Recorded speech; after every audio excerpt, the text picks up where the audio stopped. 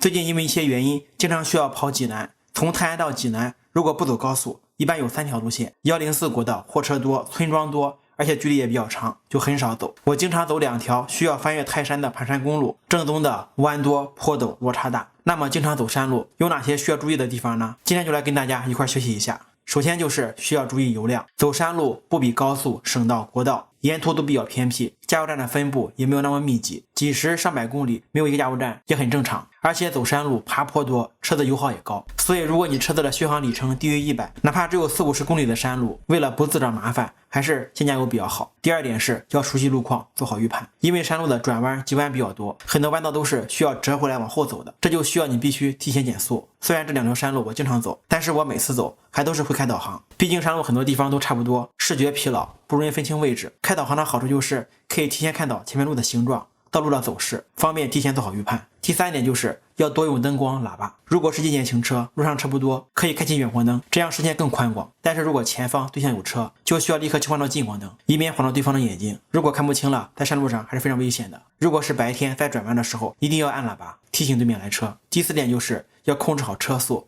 山路上视线不好，弯道急弯比较多，很多路段也是比较窄的，速度越慢，车子越容易控制。山路上很多路段限速也是比较低的，经常都是限速30到40，遇到限速就尽量不要超速，而且非必要尽量不要超车，因为山路比较狭窄，弯道很多，而且大部分外侧车道就是悬崖或者陡坡，超车时会有一定的危险。如果不得已必须超车，必须选择在直道进行，还要观察好前后路况。第5点是刹车的使用。山路上下坡比较多，比如从济南翻山到泰安界，继续走就是坡度陡、距离长的大下坡，至少10几公里的盘山路下坡。这种情况下肯定会使用刹车，但是刹车最好是配合档位来使用。手动挡可以切换到2、3档，自动挡可以切换到手动模式，用发动机、变速箱来辅助减速。如果单纯只使用刹车，很快刹车就会过热，影响刹车性能，而且切记不能使用空挡下山。第6点关于让行，会车的时候靠近山体的一侧，让靠近悬崖的车先走，毕竟山路外缘常有软积塌方，要尽量避免长时间停留。而且拐弯会车的时候一定要靠右行驶，不要越线，更不要占用对向车道，这样不仅可以早一点发现对向来车，更能避免迎头撞车。很多弯道都会有弯道反光镜，一定要注意观察。第8点，